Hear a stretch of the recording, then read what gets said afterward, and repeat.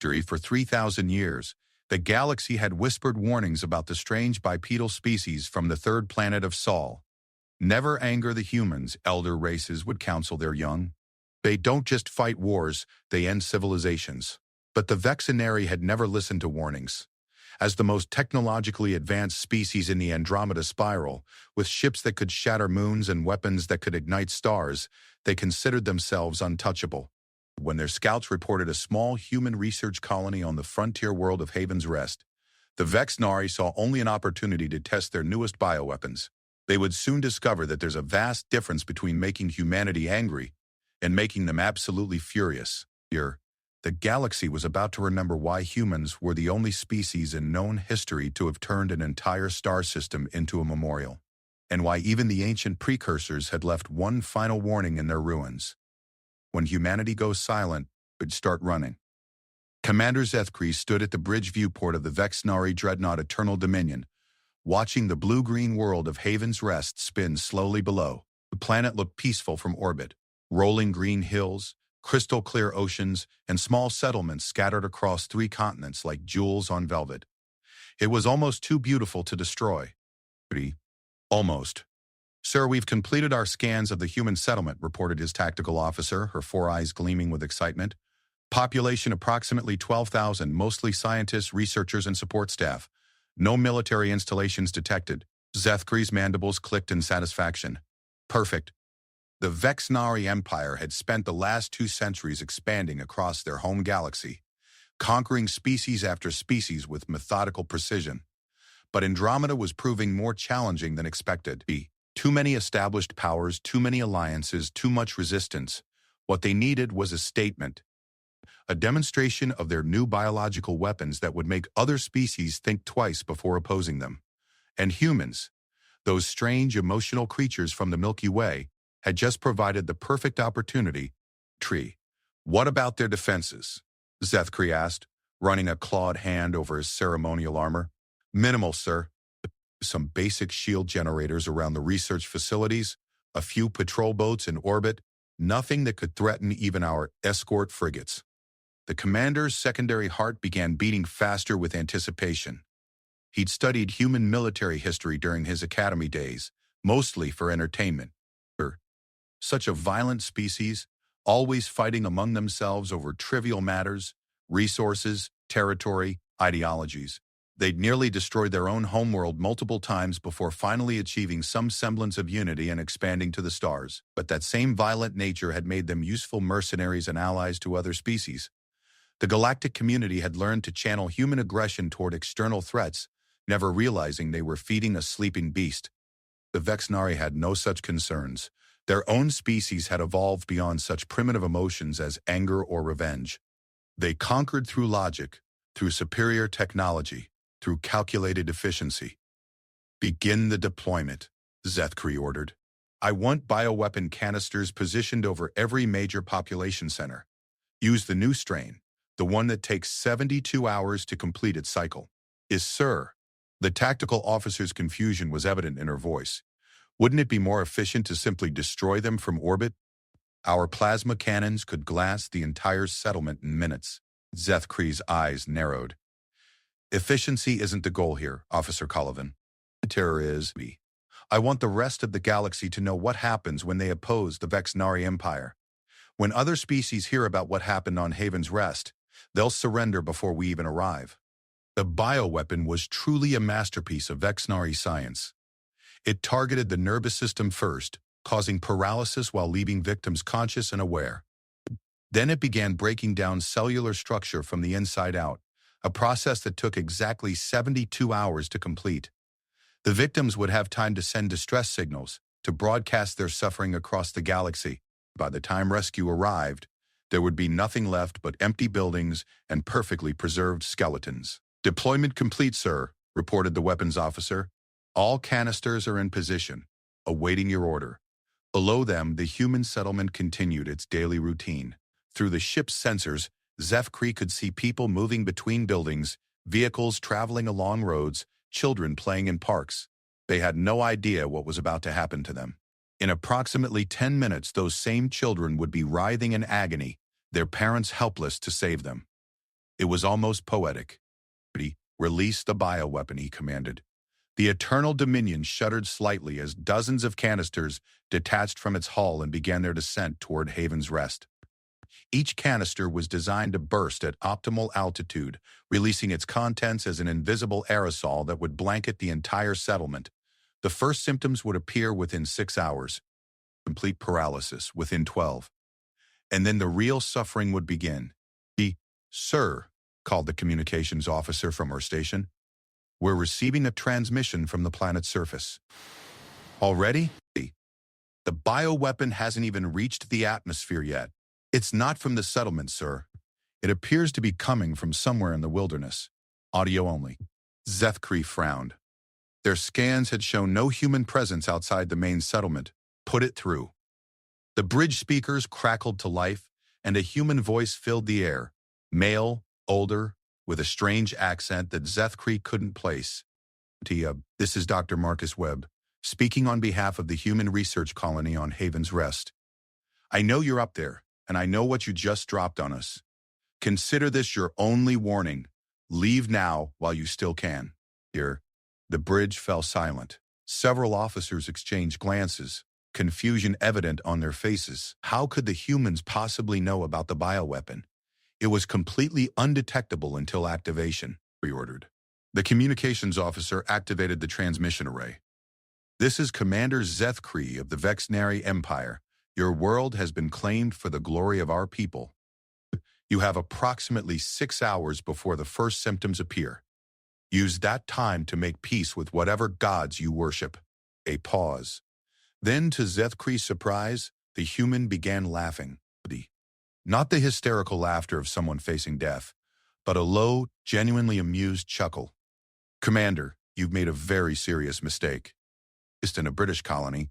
This isn't just a research colony. This is a family colony. Every person down here, every scientist, every support worker, every child playing in those parks, they all have families scattered across human space. Mothers, fathers, brothers, sisters, and you just signed their death warrants." Zethkri's mandibles clicked in annoyance. "Your threats are meaningless, human. Interior is scattered across dozens of star systems, barely organized enough to mount a defense of your core worlds. By the time any military response reaches this sector, you'll all be dead and will be long gone." "Military response?" The human's voice carried a note of something that made Zethkri's combat instincts tingle with unease. "Commander, you misunderstand the situation completely. Humans don't send the military when you threaten our families. We send ourselves." "Meaning what exactly?" "Meaning you just declared war on the wrong species. Every human in the galaxy knows about Haven's Rest within the next few hours. Every ship captain, every trader, every mercenary, every colonial guard, every off-duty soldier on leave. They're all going to know that you murdered their cousins, their friends, their children." The human's voice was growing quieter, more controlled, and somehow that made it infinitely more threatening than shouting would have been. "And here's the thing about humans, Commander. Victoria, we don't just get angry, we get inventive. We get obsessive. We remember everything and we never ever forgive. It's the Krillian hegemony how our scattered, barely organized species managed to turn their entire home system into an asteroid field when they tried to enslave our colonies." Zethkri felt a cold sensation spreading through his chest cavity. The Krillian hegemony incident was taught in military academies across the galaxy as an example of human brutality taken to its logical extreme. But that had been different. That had been an actual military conflict between organized forces. "You're bluffing," he said, though his voice carried less conviction than he would have liked. "Am I? Let me paint you a picture, Commander. Right now, your ship's configuration and energy signature are being recorded by our passive sensors. Those recordings are being transmitted to every human ship within 50 light years. By tomorrow, your image will be on every bulletin board in every human port, every station, every colony from here to Earth. You'll never be able to show your face in civilized space again." The transmission continued, and Zethkri found himself unable to look away from the speaker. "But that's just the beginning. Because humans don't just hold grudges, we weaponize them. Every trader who refuses to sell you supplies, every station that denies you docking rights, Every mercenary company that decides hunting Vexnari ships sounds like profitable work. Every government that suddenly finds your diplomatic credentials insufficient. We are a major military power, Sethkri protested. Your economic threats are meaningless. Are they? Tell me, Commander, how many Vexnari worlds depend on trade with neutral species? How many of your supply lines run through space, controlled by people who won't want to do business with child killers? How long can your empire survive when every independent captain in the galaxy starts treating your ships as target practice? The human's voice was barely above a whisper now, but it carried across the bridge with perfect clarity. You think this is about military might? This is about something much worse. This is about making you strangers in your own galaxy. This is about ensuring that for the rest of your species' existence, every time you try to expand, every time you try to explore, every time you try to make contact with a new species, the first thing they'll learn about you is what you did here today. Harry realized his claws had unconsciously extended, scraping against the metal railing he was gripping. Around the bridge, his crew was silent, listening to the human with expressions ranging from confusion to growing unease. Your bioweapon should be reaching our atmosphere any moment now, the human continued. You still have time to abort it. You can still leave this system, return to your own space, and pretend this never happened.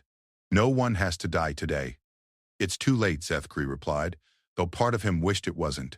The canisters have already been deployed. Even if I wanted to stop this, the process is irreversible. The silence that followed stretched for nearly a full minute. When the human finally spoke again, his voice carried a weight that seemed to press against Sethkri's mind like a physical force. Galaxy's most dangerous species, that the Vexnari Empire believes in murdering children. Congratulations, Commander. You've achieved something that no other species in recorded history has managed. You've united every human faction in the galaxy behind a single cause. The transmission ended with a soft click, leaving the bridge in absolute silence. Sethkri stared at the communications console, his mind racing through everything the human had said. It was psychological warfare, nothing more. An attempt to make him doubt his mission through emotional manipulation. But even as he told himself this, he couldn't shake the feeling that he had just made a terrible mistake. Right. Sir, the weapons officer called out nervously. The bioweapon canisters have reached optimal detonation altitude. Should we proceed? Sethkri looked out at the peaceful world below, at the children still playing in those parks, at the families going about their daily lives without any idea of what was about to happen to them. For just a moment, he considered ordering the abort sequence. Then his training reasserted itself. The Vexnari Empire had not conquered half of Andromeda by showing mercy to inferior species. Emotions were weaknesses to be exploited in others, not indulged in oneself. Detonate, he ordered. Far below, 12 invisible clouds of death began drifting toward the surface of Haven's Rest, carrying with them the end of everything the humans had built on this world. And in doing so, they carried something else. The beginning of something that would reshape the galaxy forever. The first phase of humanity's education was about to begin. Captain Elena Vasquez was 3 days into a routine cargo run between the Centauri colonies when her ship's communication array began screaming with incoming priority messages. The Starlight Runner was an old vessel, retrofitted for deep space hauling, but her comm system was military grade, a leftover from Elena's days in the Colonial Defense Force. She'd never heard it make sounds like this. Computer, what the hell is going on with our comms? She called out, securing her coffee cup as the ship shuddered slightly from an engine fluctuation. Captain, you have 47 Priority 1 messages, 32 Priority 2 messages, and over 300 standard communications all received within the last 18 minutes. Additionally, the emergency broadcast network has been activated across all human frequencies. Elena felt her blood turn cold. The emergency broadcast network hadn't been activated since the Krillian War 15 years ago. She abandoned her coffee and sprinted toward the bridge, her bare feet slapping against the metal deck plates. Put the emergency broadcast on speakers, she ordered as she slid into her command chair. The voice that filled the bridge belonged to Admiral Sarah Chen, head of Colonial Defense Command. Elena had served under Chen during the border conflicts with the hegemony, and she'd never heard the woman sound like this, cold, controlled, and absolutely furious. This is Admiral Chen, Colonial Defense Command, transmitting on all frequencies to all human vessels, stations, and settlements. At 1432 Universal Standard Time, the Vexnary Empire deployed biological weapons against the civilian research colony on Haven's Rest. 12,000 men, women, and children are now dying from a bioweapon designed to maximize suffering. Elena's hands tightened on her armrests until her knuckles went white. Been present. She knew that colony. Her cousin Maria worked there, had worked there, as a xenobiologist. Maria's daughter Sophie would be starting her first year at the colony school this fall. The transmission continued. The attack was unprovoked and targeted exclusively civilian populations. The Vexnari commander responsible identified himself as Zeth Kree of the vessel Eternal Dominion. Full technical specifications and identification profiles are being transmitted on data channels now. Elena's fingers flew over her console, pulling up the incoming data streams, ship configurations, energy signatures, crew profiles, tactical assessments, everything any human in the galaxy would need to identify and track down the perpetrators. By order of the Colonial Council, all human military vessels are hereby recalled to active duty. But this message isn't just for military personnel. This is for every human in the galaxy. They came to our home. They murdered our families, and they think we'll just accept it. The Admiral's voice dropped to a whisper that somehow carried more menace than shouting ever could. They're about to learn why that was a mistake. The transmission ended, but Elena barely noticed. She was already pulling up star charts, calculating jump routes, checking her cargo manifests. The Starlight Runner wasn't a warship, but she'd been built on a military frame. With the right modifications, her comm panel chimed with an incoming call. A personal frequency, emergency priority. Elena. The face that appeared on her screen belonged to Marcus Webb, her ex-husband, and one of the few people in the galaxy she still considered family despite their divorce. He looked haggard, exhausted, and was wearing what appeared to be a contamination suit. Marcus? Where are you? Are you safe? I'm on Haven's Rest. In the quarantine bunker beneath the research facility, we managed to get about 400 people down here before the bioweapon reached full saturation. Elena's throat tightened. Phone 567. Yeah. Marcus ran a hand through his gray hair, and Elena could see his hands shaking. Elena, I need you to listen to me very carefully. I know you're thinking about coming here, and I need you not to. The bioweapon is still active on the surface. Anyone who goes up there dies. Then what? I'm not calling for rescue. I'm calling to give you intelligence. The Vexnari think they can just murder human civilians and walk away. They don't understand what they've started. Marcus moved closer to the camera, and Elena could see the determination in his eyes. The same look he'd had during the war when he'd coordinated resistance cells behind enemy lines. I've been monitoring their communications. They have 17 ships in this system, including the dreadnought that deployed the bioweapon. But here's the thing. They're not expecting any kind of response for at least 2 weeks. They think humans are too scattered, too disorganized to mount any kind of coordinated retaliation. Elena was already pulling up tactical displays cross-referencing the intelligence Marcus was providing with the data from Colonial Defense Command.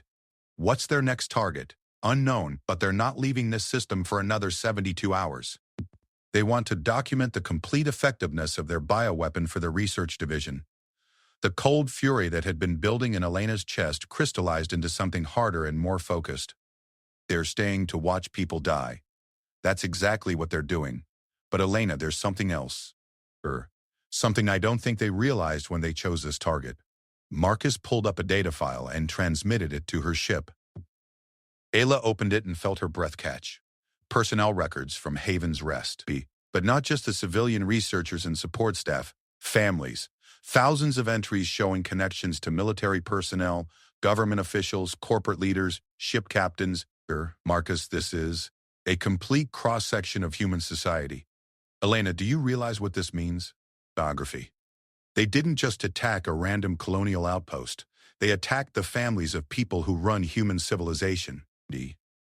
Fleet Admiral Morrison's nephew was a geology student here. Senator Vega's daughter worked in the biolab. The dynamics had grandchildren in the colony school. Elena scrolled through the list, recognizing name after name, and with each entry, she understood more clearly what Marcus was trying to tell her. They didn't just declare war on humanity, she whispered. They declared war on every single person with the power to do something about it.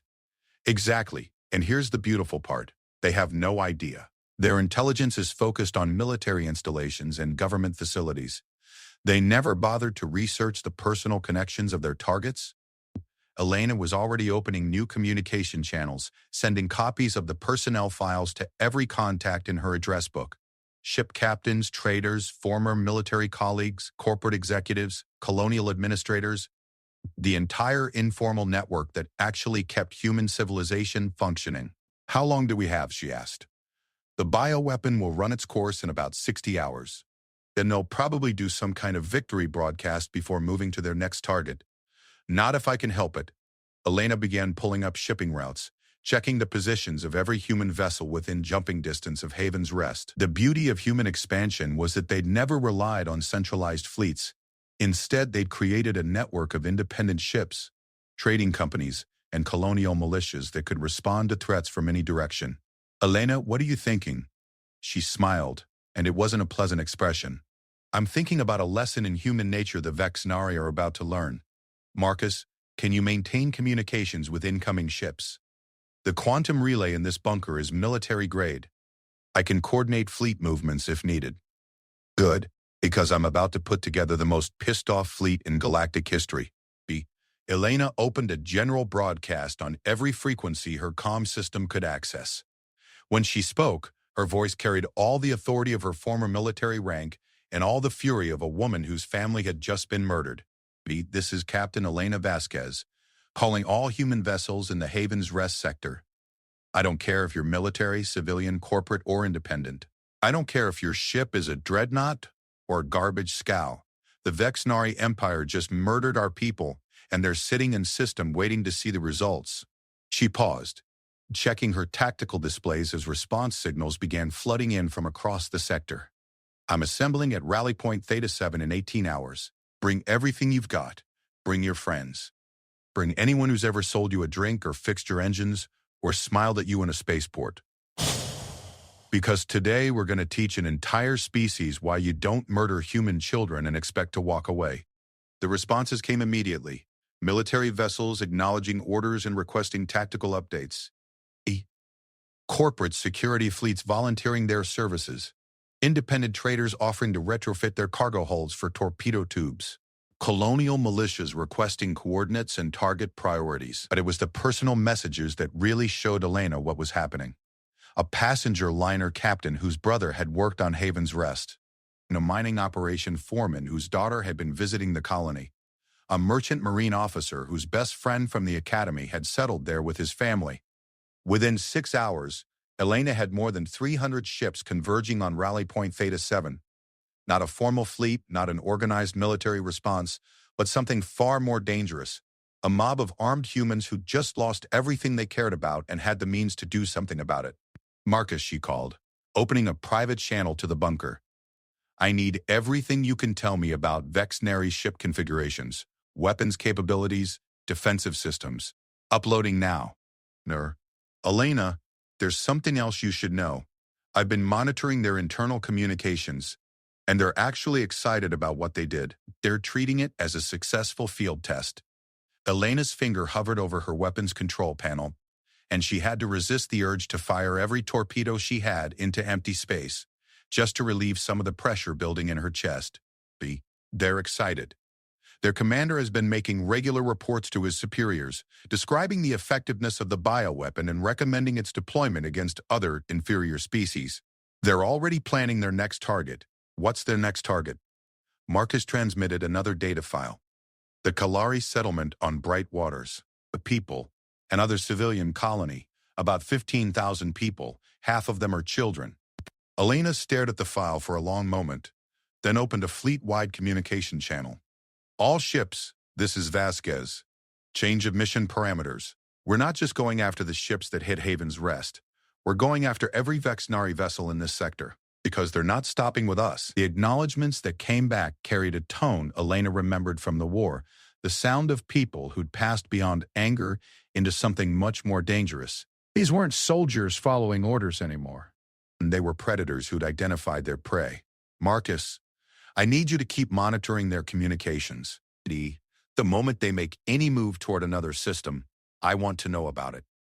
Elena, there's something you should understand. The ship that deployed the bioweapon, the Eternal Dominion, it's a dreadnought. Probably the most powerful vessel in their fleet. You're talking about going up against something that could take on most planetary defense systems single-handedly. Elena looked out at the tactical display showing the growing collection of ships converging on her position. Military vessels, yes, but also cargo haulers, mining ships, passenger liners, corporate transports, and dozens of other civilian vessels that had no business in a space battle. Marcus, do you remember the Krillian War? Do you remember what happened when they tried to enslave the outer colonies? Of course I remember. We turned their entire home system into rubble. Right. And do you remember how we did it? It wasn't through superior technology or brilliant strategy. It was through sheer bloody-minded refusal to give up. We threw everything we had at them. Military ships, civilian vessels, mining equipment, construction robots, anything that could carry a weapon or ram into an enemy ship. Elena's voice grew quieter, more intense. The Krillians were militarily superior to us in every measurable way. Better ships, better weapons, better training. But they made one critical mistake. They thought this was a war between governments. They never understood that they declared war on human families.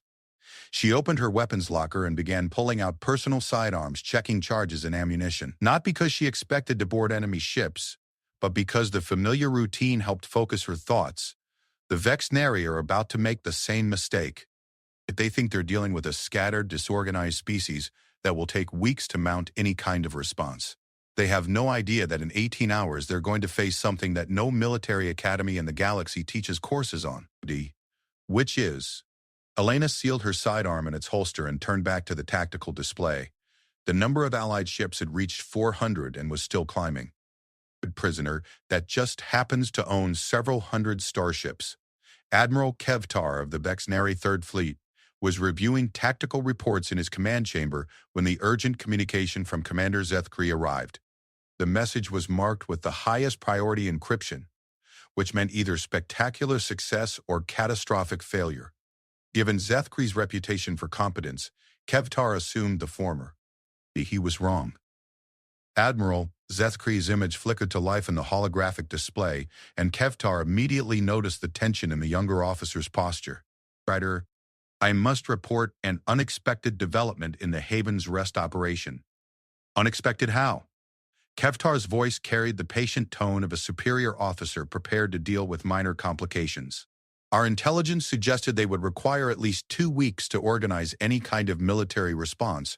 However, we're detecting significant ship movements throughout the sector. Kevtar's mandibles clicked dismissively. Ship movements? Commander, the humans don't maintain significant naval forces in the frontier sectors. A few patrol craft at most. Sir, our sensors are showing over 300 vessels converging on this system. The composition is unusual. Military ships, yes, but also commercial vessels, civilian transports, and what appear to be converted cargo haulers. 300 ships? Kevtar leaned forward, his secondary hearts beginning to beat faster. Commander, are you certain your sensor arrays are functioning properly? I've run diagnostics 3 times, sir. The readings are accurate. Additionally, we've intercepted several human communications that suggest this is not an isolated response. Similar fleet movements are being reported throughout human space.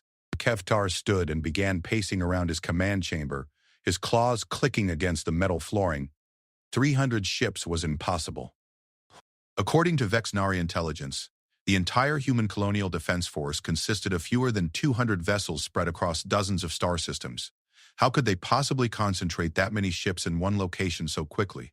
But is the tactical assessment of these vessels? Mixed, sir. Approximately 30% appear to be military-grade ships with proper armament and shielding. The remainder are civilian vessels of various configurations, many showing signs of recent modification. Our tactical computers classify most of them as minimal threat. Relief flooded through Kevtar's nervous system. Civilian ships, no matter how many, posed little threat to proper military vessels. The humans were obviously responding with whatever was available rather than waiting to organize a proper military response. It was tactically foolish but entirely consistent with their reputation for emotional decision-making. Commander, maintain your position and monitor the approaching fleet. When they arrive, you are authorized to destroy any vessel that approaches within weapons range. Make it clear that this is the price of opposing the Vexenary Empire. Understood, sir. However, there is one other matter. The human communications we've intercepted suggest they have detailed intelligence about our fleet composition, including ship configurations and command personnel. B. Our stealth systems are functioning perfectly, and we've maintained communication silence except for encrypted channels. Nevertheless, sir, they appear to know exactly which ship deployed the bioweapon and who commanded the operation. They're specifically targeting the Eternal Dominion, and myself personally. A cold sensation spread through Kevtar's chest cavity. If the humans somehow had detailed intelligence about Vexenary operations, it suggested either a security breach or surveillance capabilities far more advanced than their intelligence reports indicated. Commander, implement full defensive protocols immediately. Assume the humans have detailed tactical information about all fleet elements. Already in progress, sir. However, I should mention that our analysis suggests this is not a standard military response. The human communications are personal in nature. They appear to view this as a matter of family honor rather than strategic necessity. Explain. The colony we targeted apparently had extensive family connections throughout human society. Our intended demonstration of superior firepower has instead become what humans term a blood feud. They are not responding as a government or military organization. They are responding as an extended kinship group. Kevtar stopped pacing. During his academy years, he'd studied the military history of dozens of species, including humans. One thing that had always puzzled Vexenary strategists was humanity's tendency to treat large-scale conflicts as personal matters. Where other species fought for territory, resources, or political advantage, humans seemed to fight for emotional reasons that made no logical sense. Commander, are you suggesting that this response is motivated by revenge rather than strategic considerations? That appears to be the case, sir. The humans are not attempting to achieve any military objective beyond the destruction of Vexenary forces in this sector. They're not demanding territorial concessions or attempting to establish negotiating positions. They simply want us dead. The cold sensation in Kevtar's chest was spreading. Revenge-motivated conflicts were inherently unpredictable, because they didn't follow rational cost-benefit analysis. A species fighting for strategic advantage could be reasoned with, negotiated with, offered acceptable alternatives. A species fighting for revenge would continue until either they or their enemies were completely destroyed. What is your assessment of the military situation? The approaching fleet significantly outnumbers our forces, but most of their vessels are inadequately armed and armored. In a conventional engagement, we should achieve victory with acceptable losses. However, sir, I'm not certain this will be a conventional engagement, meaning the humans appear to be treating their civilian vessels as expendable. Their tactical communications suggest they're planning to use converted cargo ships and passenger liners as sacrificial units to overwhelm our defensive systems while their military vessels close to effective combat range. Kevtar felt his breath catch in his throat. Sacrificial units made of civilian vessels. The concept was so alien to Vexenary military thinking that their tactical computers probably didn't even have protocols for dealing with it. They're planning to use their own people as weapons? That appears to be their intention, yes. Admiral, I don't think our intelligence services understood what kind of species we were dealing with. Kevtar returned to his command chair and activated his personal communication array. If Commander Zethkri was correct, this situation required immediate escalation to Imperial Command. Commander, maintain your position and continue monitoring the human fleet. Do not engage unless directly threatened. I'm requesting reinforcements and strategic guidance from Imperial Command. Crew. They're asking questions about why we're suddenly implementing defensive protocols. Tell them we're dealing with an enemy that doesn't follow standard tactical doctrine. Tell them to prepare for a very unusual battle. The transmission ended, leaving Kevtar alone with his growing unease. He activated his command console and began composing a priority message to Imperial Command, trying to find words to explain how a simple demonstration of superior firepower had somehow escalated into a sector-wide conflict. But before he could complete the message, his communications officer was buzzing for attention. "Admiral, urgent priority transmission from Admiral Yethvor of the Second Fleet. Put him through." Yethvor's image appeared in the holographic display, and Kevtar immediately saw that his colleague looked as concerned as he felt. "Kevtar, what exactly did your subordinate do at Haven's Rest?" "He followed orders and demonstrated our new bioweapon against a human target." "Why?" "Because I have 17 human vessels approaching my position at Kalari Station, and they're demanding the surrender of all Vexnari forces in the sector. They say they know we're planning to attack the Kalari settlement next." Kevtar's blood pressure spiked. How could they possibly know about Kalari Station? Those operational plans are classified at the highest levels. "I have no idea, but they definitely know. And Kevtar, these aren't random ships. I've identified at least 3 heavy cruisers and 2 destroyers among them. This is a proper military force. Are they threatening to attack?" "They're not threatening anything. They've simply stated that any Vexnari ship that doesn't surrender immediately will be destroyed. No negotiations, no demands, no ultimatums. Just surrender or die." Kevtar pulled up a galactic map highlighting the positions of all known Vexnari fleets in the sector. If human forces were converging on multiple locations simultaneously, it suggested a level of coordination that shouldn't be possible for such a decentralized species. "Yethvor, what's your tactical assessment?" "Honestly, I think we've walked into something we don't understand. My intelligence officer has been monitoring human communications, and it's not military traffic. It's personal messages between family members, friends, business associates. They're treating this as a community response, rather than a governmental one. That doesn't make sense. You can't coordinate military operations through personal communications. You can if your entire species thinks of itself as one extended family." "Kevtar, I think our intelligence services made a fundamental error. We analyzed human military capabilities based on their formal government structures. We never considered that humans might not distinguish between civilian and military responses."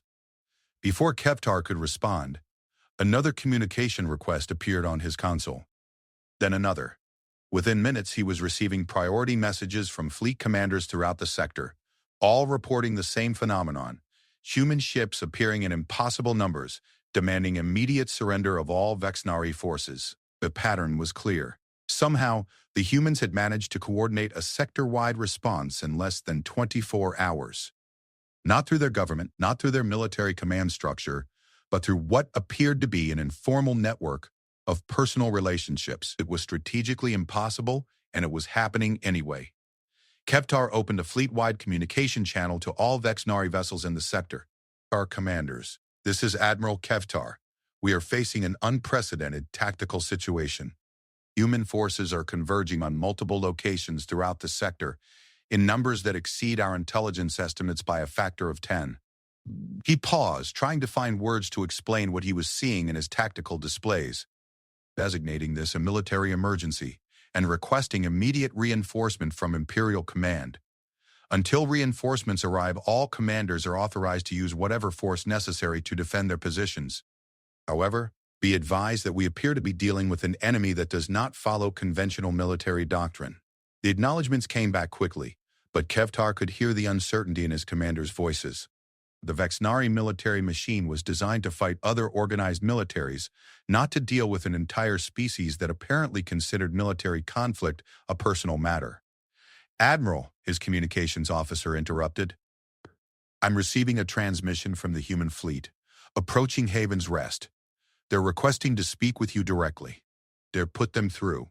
The face that appeared on his screen belonged to a middle-aged human female, wearing what appeared to be a civilian ship captain's uniform. She looked tired, determined, and absolutely furious. "I'm Captain Elena Vasquez, speaking for the human vessels converging on this system. I assume you're the Vexnari officer in overall command of this sector?" "I am Admiral Kevtar of the Third Fleet. If you're here to negotiate the surrender of your forces, I'm prepared to—" "I'm not here to negotiate anything," the human interrupted. I'm here to deliver a message. You murdered our families. You murdered our children. You did it because you thought we were weak, scattered, unable to respond effectively. Kevtar found himself unable to look away from the human's eyes. There was something in them that he'd never seen before. Not anger, not hatred, but something colder and more absolute. You were wrong. But we're not weak, we're not scattered, and we're definitely not unable to respond. In about 6 hours, you're going to face the largest concentration of human ships ever assembled in one location. We're bringing everything we have, and we're bringing everyone we know. Captain, surely you understand that this response is disproportionate to disproportionate? The human's voice dropped to a whisper. Period. Admiral, you haven't seen disproportionate yet. This is just the beginning, because word of what you did is spreading throughout human space, and every ship captain, every colonial militia, every corporate security force, every off-duty soldier is asking the same question: where can I find more Vexnary to kill? The transmission ended, leaving Tevtar staring at a blank screen. He about silent, processing what they'd just heard. Sir, his tactical officer asked quietly. Sir, his tactical officer asked quietly. Permit. What are your orders? Kevtar looked at his displays, showing the approaching human fleet and the tactical assessments of their vessel capabilities. The 300 ships, most of them civilian conversions, crewed by people with no formal military training, coordinated through personal communications rather than proper command structures. It should have been a victory so easy it was barely worth fighting. Instead, it felt like the beginning of a nightmare. The Battle of Haven's Rest began exactly 18 hours after Captain Elena Vasquez sent her first recruitment message, and it began in a way that no military academy in the galaxy had ever imagined. He stood at the bridge of the Eternal Dominion, watching his tactical displays with growing disbelief as the human fleet dropped out of hyperspace at the edge of the system. 347 ships of every conceivable design and configuration spread across space, in what appeared to be a completely random formation. Sir, his tactical officer reported, her voice tight with confusion, the human fleet is not following any standard battle formation. They appear to be grouping by vessel type rather than tactical function. Zethkri studied the display. She was right. In night, the humans had organized their fleet into clusters. Military vessels here, cargo haulers there, passenger liners in another group, mining ships off to one side. It made no strategic sense whatsoever. Are they planning to engage us in sequential waves, he asked. Unknown, sir. They're maintaining communication silence on all military frequencies, but we're detecting significant chatter on civilian bands. It appears they're coordinating through personal communicators rather than proper command channels.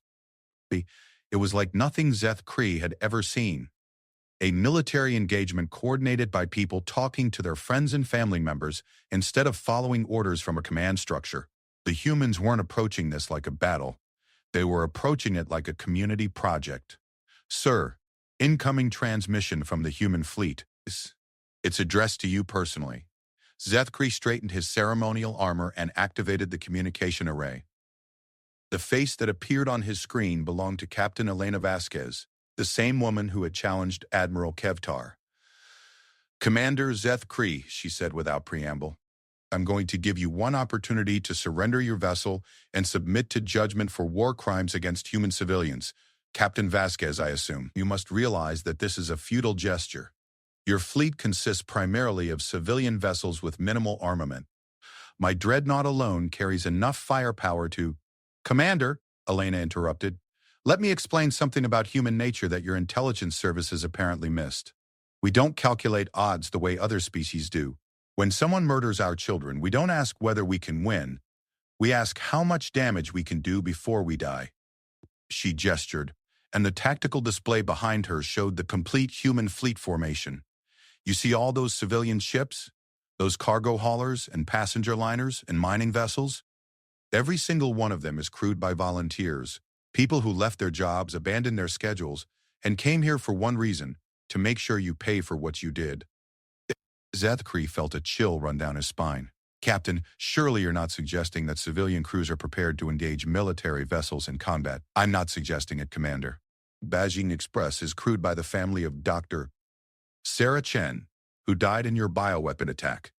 The mining ship Iron Mountain belongs to the brother of Maria Vasquez, my cousin who is working on Haven's Rest. The passenger liner Stellar Dream is commanded by Captain Jake Morrison, whose son was attending the colony school. Elena's voice grew quieter, more intense. He has a personal reason to be here. Every crew member lost someone they loved. Bree. And every single one of them is prepared to ram their vessel into yours if that's what it takes to make you pay. The communication channel filled with new voices as other human captains broke their silence. Beijing Express to Eternal Dominion, you killed my daughter. Iron Mountain to Eternal Dominion, you murdered my sister. Arter. Stellar Dream to Eternal Dominion, my boy was 7 years old. The voices kept coming, dozens of them, then hundreds, until the communication array was overwhelmed with personal statements of loss and promises of revenge. Zeth Cree tried to close the channel, but his communications officer shook her head. Sir, they're broadcasting on every frequency simultaneously. I can't block them all. Sir, mining vessel Aurora Strike, you killed my best friend. Corporate transport New Horizons, you murdered my granddaughter. Patrol ship Vengeance, you took everything I had. Zeth Cree realized his hands were shaking. This wasn't military communications. This was something far more primitive and terrifying. It was the sound of an entire extended family declaring blood revenge. All stations, prepare for combat, he ordered. Target the military vessels first. Ignore the civilian ships unless they pose an immediate threat. But even as he gave the order, Zeth Cree was beginning to understand that the distinction between military and civilian vessels might not matter to an enemy that considered every ship expendable. This began moving toward the Vexnari formation, and immediately Zeth Cree saw that his tactical assumptions had been completely wrong. The civilian vessels weren't hanging back to let the military ships engage. They were leading the charge. Sir, his weapons officer called out, the cargo haulers are accelerating directly toward our formation. They're not taking evasive action or attempting to lock weapons. They appear to be on collision courses. That's impossible. No captain would sacrifice their ship in a ramming attack unless... Zeth Cree's words died in his throat as he understood what he was seeing. The human cargo ships were accelerating to maximum velocity, their engines pushed beyond safe limits on direct collision courses with Vexnari vessels. They weren't planning to survive this battle. They were planning to take as many enemies with them as possible. Emergency evasive maneuvers, he ordered. Do not let those ships reach ramming distance. The Vexnari fleet began spreading out, trying to avoid the incoming civilian vessels, but the humans had anticipated this. As the military formations scattered, the real human warships opened fire from unexpected angles, their weapons targeting vessels that had broken formation to avoid the ramming attacks. It was a tactic that no military computer would ever recommend, using civilian ships as sacrificial weapons to disrupt enemy formations while concealing the real attack vectors. It was strategically brilliant and morally horrifying in equal measure. Beijing Express has impacted the frigate Crimson Blade. Both vessels are destroyed. The mining ship Iron Mountain has rammed the destroyer Void Hunter. Massive damage to both ships. Operation is on a collision course with the cruiser Dark Victory. The cruiser is attempting evasive maneuvers but may not be able to avoid impact. Zeth Cree watched in horror as human ships threw themselves against his fleet like bullets fired by a grieving god. Each impact was announced by the human captain's final words. Names of family members, promises of justice, statements of love for the dead. This is Stellar Dream for my son Tommy, age 7.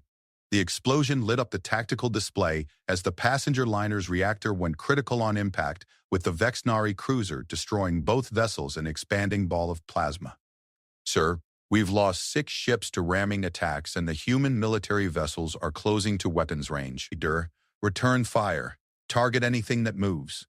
The Eternal Dominion opened fire with its main batteries, massive plasma bolts reaching across space to smash into the approaching human vessels. The first salvo destroyed a converted mining ship and crippled a colonial patrol boat, but instead of retreating or taking evasive action, the surviving humans pressed their attack with even greater intensity. Sir, incoming transmission from the human cruiser Retribution. Put it through.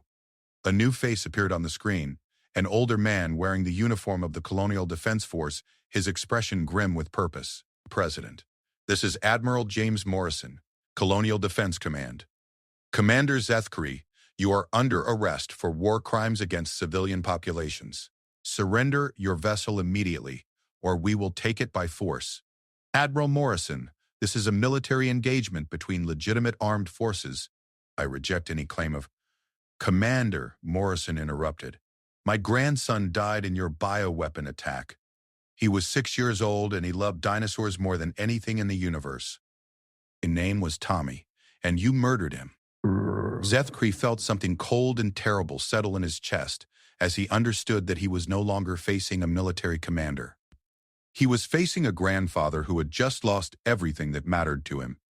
This isn't about military objectives anymore, Morrison continued. This isn't about strategic advantage or territorial control. This is about justice for 12,000 murdered civilians, and we're going to get it one way or another. The transmission ended, and immediately the human military vessels opened fire with coordinated precision. But they weren't targeting the Eternal Dominion. They were systematically destroying every other Vexnari ship in the formation, working their way up the chain of command toward the dreadnought. Sir, they're not trying to defeat us quickly, the tactical officer observed. They're eliminating our escorts first. They want us isolated and alone. Zethkri realized the human strategy with growing horror. They weren't trying to win a quick victory. They were trying to ensure that he would face the full fury of their attack with no support, no backup, and no chance of escape. Sir, emergency transmission from Admiral Keftar. Put him through. Keftar's image appeared on the screen, and Zethkri could see explosions reflected in his compound eyes. Zethkri, what is your tactical situation? Under heavy attack, sir. The picture of civilian vessels as sacrificial weapons, while their military ships engage from concealed positions. It's unlike anything in our tactical databases. Zethkri, listen to me carefully. Similar attacks are occurring throughout the sector. The humans have somehow coordinated simultaneous assaults on every Vexnari position. This isn't a local response, it's sector-wide mobilization. Sir, that should be impossible. No species can coordinate that many independent actions without central command authority. Apparently humans can. Zethkri, I'm ordering a general retreat. All Vexnari vessels are to withdraw to Imperial space immediately. Sir, the human fleet has us surrounded. We can't break through their formation without significant casualties. Then fight your way out.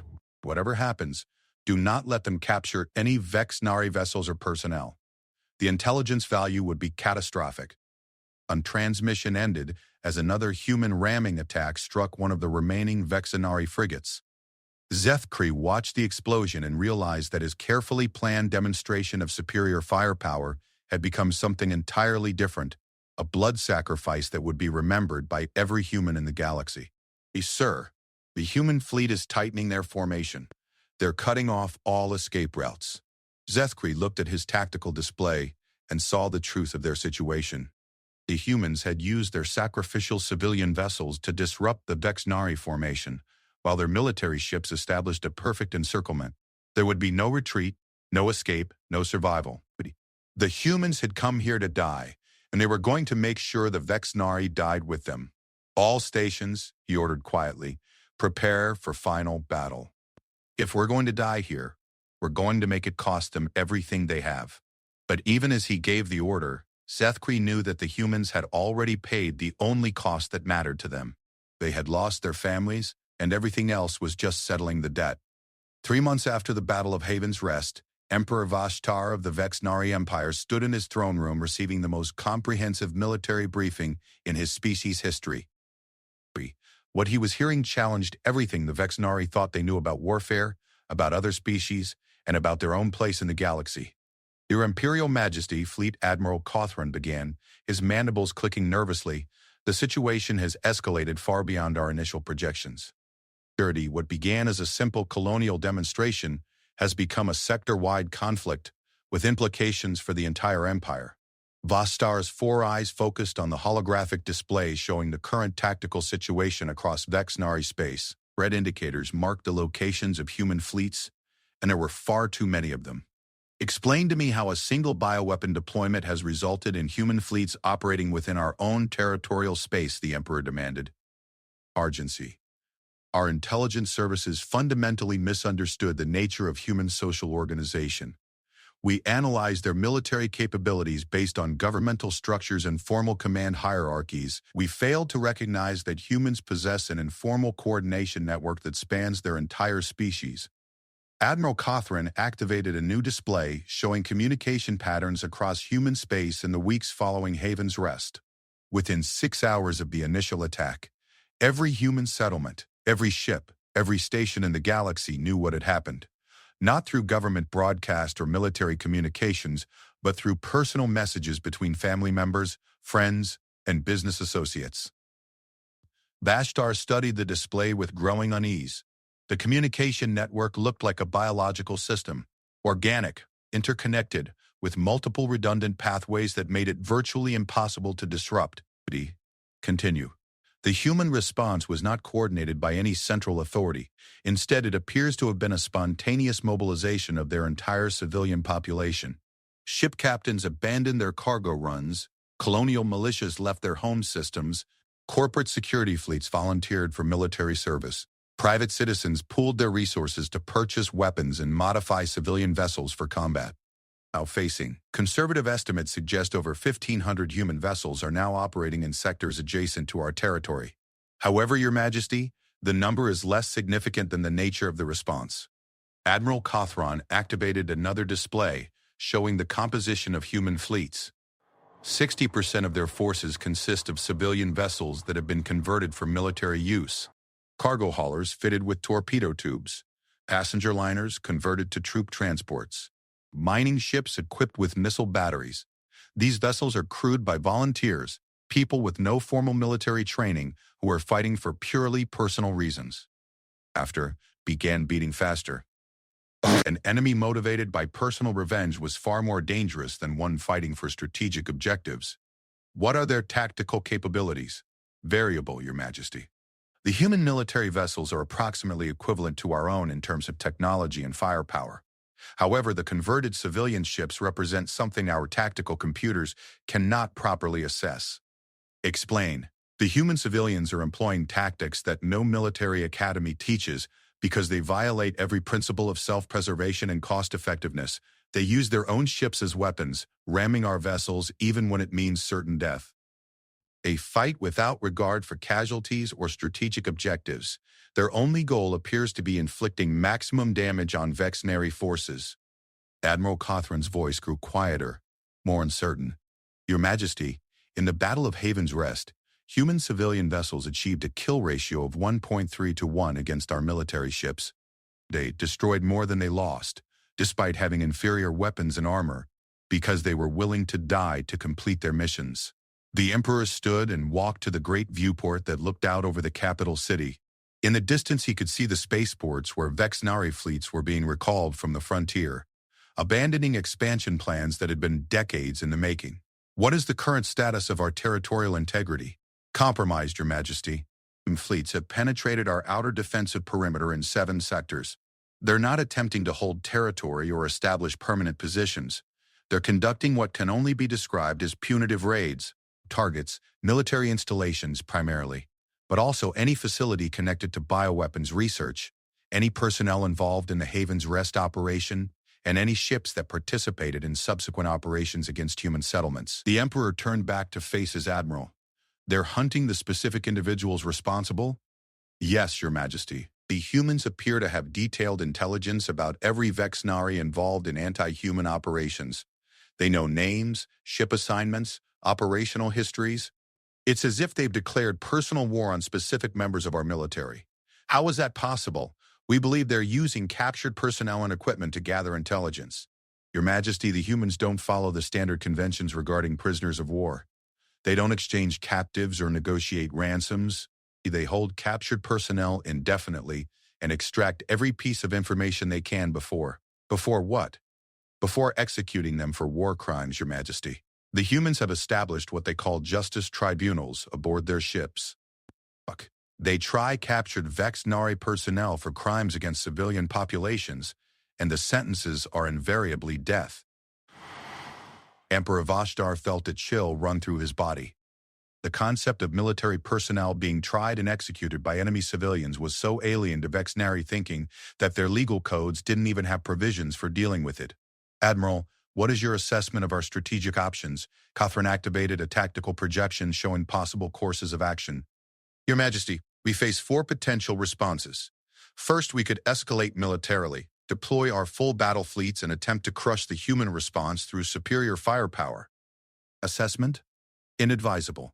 Our intelligence indicates that military escalation would trigger an even broader human response. They appear to have access to resources and personnel that we didn't know existed. Second option? Negotiation. We could attempt to establish diplomatic contact and negotiate some form of peace agreement. Assessment? Also inadvisable. Mints consistently state that they will not negotiate with child killers. They demand complete surrender and submission to their justice tribunals. Third, strategic withdrawal. We could abandon all operations in human space and restrict ourselves to our home territories. That would mean abandoning our expansion into Andromeda entirely. Yes, Your Majesty. But it would also remove us from direct contact with human forces. Admiral Catherine hesitated before responding. Complete capitulation, Your Majesty. By Tev, we could formally surrender and submit to human justice. The throne room fell silent. Around the chamber, the Emperor's advisors waited for his response to what was essentially a choice between abandoning the Empire's expansion or facing the possibility of species extinction. B. Admiral, the Emperor asked quietly, in your professional assessment, what would happen if we chose to fight this war to its conclusion? Your Majesty, based on observed human behavior, I believe they would attempt to destroy our entire species. Not conquest, not subjugation. Complete eradication. They would turn this from a military conflict into a war of species survival. And if we withdraw from human space, they would probably allow us to retreat to our home territories, but any future expansion toward human settlements would trigger immediate retaliation. We would become a contained species, powerful within our own space, but unable to expand beyond it. Emperor Vostar returned to his throne and sat in silence for several minutes considering the implications of what he was hearing. The Vexenary Empire had conquered dozens of species through superior technology and tactical precision, but they had never faced an enemy that fought with the focused hatred of an entire civilization. Admiral, there is something I need to understand. In your analysis, what exactly did we do wrong? The Haven's Rest operation was a standard demonstration of superior firepower against a minor enemy installation. Your Majesty, I believe our error was in treating the humans as we would treat any other species. Most species fight wars for rational objectives, territory, resources, strategic advantage. When defeated, they surrender and accept the new political reality. Admiral Catherine called up a display showing the psychological profiles of various galactic species. Dated, humans appear to fight wars for emotional reasons that transcend rational cost-benefit analysis. When you attack their families, they don't surrender. They attempt to destroy you completely, regardless of the cost to themselves. Birdie. So you're saying the humans are inherently irrational? No, Your Majesty. I'm saying they operate according to a different kind of logic than we do. They value family bonds and personal relationships more highly than they value their own survival. This makes them unpredictable as enemies and extremely dangerous when motivated by revenge. The Emperor stood and activated his personal communication array. Admiral, I want you to prepare orders for a complete withdrawal from all sectors where we might encounter human forces. All expansion operations in Andromeda are suspended indefinitely. Your Majesty, the economic implications will be less catastrophic than the alternative. Admiral, I am not prepared to risk the survival of our entire species for the sake of expansion plans. The Emperor looked out at his capital city one more time, thinking about the reports of human fleets operating with impunity in what had been Vexnari space just months before. They're back in Dontalysis. Send a message to all fleet commanders. The Vexnari Empire is withdrawing from Andromeda. Any ship that encounters human forces is authorized to retreat immediately.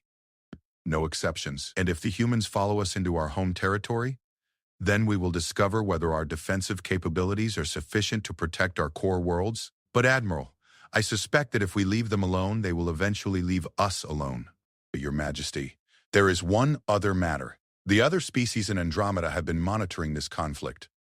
Our withdrawal will be seen as a defeat. Emperor Vashtar considered this for a moment, then activated the Galactic Communication Array. Open a channel to all major powers in Andromeda. I will make a formal announcement. When the connection was established, the Emperor spoke with the authority of a ruler who had just learned a very expensive lesson. Leaders of Andromeda, this is Emperor Vashtar of the Bexnari Empire. I am formally announcing our withdrawal from all expansion operations in this galaxy. We have determined that the costs of expansion exceed the strategic benefits. He paused, choosing his words carefully. To any species considering aggressive action against human settlements, I offer one piece of advice. Don't. The humans do not fight the way the rest of us fight. They do not surrender when defeated, they do not negotiate when threatened, and they do not forgive when wronged. The Emperor looked directly into the communication array, knowing that his words would be heard by every major power in the galaxy. We attacked one of their colonies and killed 12,000 civilians. In response, they mobilized their entire species and drove us from Andromeda completely. This was not a military defeat, this was an education in human nature. He deactivated the communication array and turned to Admiral Cothran. Admiral, make sure every officer in our fleet understands the new policy regarding humans. Avoid all contact, avoid all conflict, and avoid all temptation to test their resolve. Because the galaxy's most dangerous species just taught us what happens when you make them angry. 3 months later, the Haven's Rest Memorial was completed, a crystal monument bearing the names of 12,000 human civilians who had died in the Vexnari bioweapon attack.